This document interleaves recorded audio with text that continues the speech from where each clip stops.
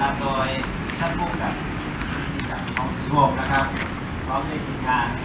ท่านรองผู้กำกับนราสวัสดิ์ชุดนะครับมีการจับกุมกางเกงยีนปลอมแล้วก็อุปกรณ์การผลิตนะครับ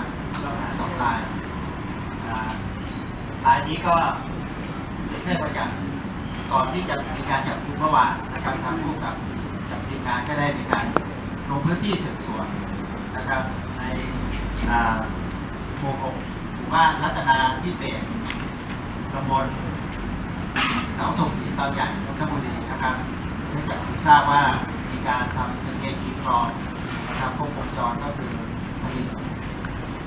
กางเกงยีนเลยนะครับหลังจากที่ทำการลงพื้นที่ทำการสืบสวนแล้วเนี่ยเมื่อวานก็มีการขอหมายค้นที่ศาลนะครับรวม2 หมาย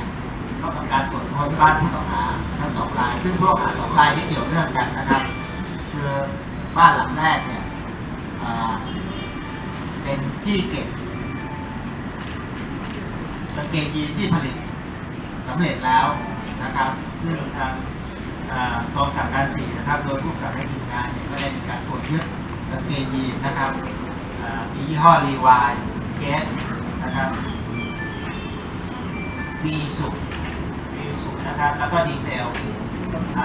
ของกลางก็ 3,200 ตัวนะครับผลิตสำเร็จแล้วอีกบ้านนึงเนี่ยเป็นบ้านที่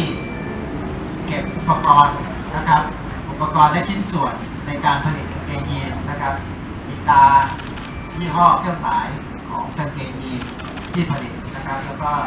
มีกระดุม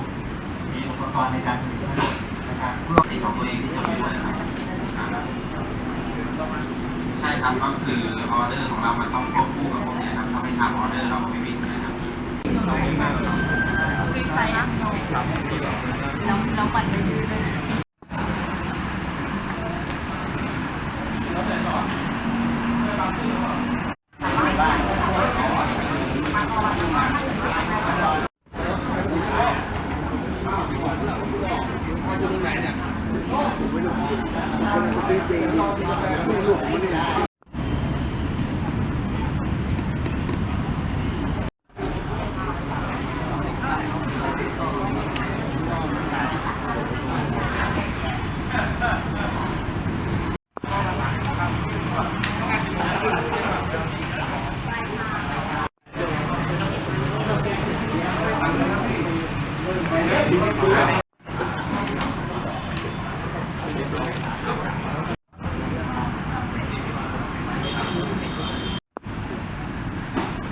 แต่ตอนนั้นมันเป็นลิมิเต็ด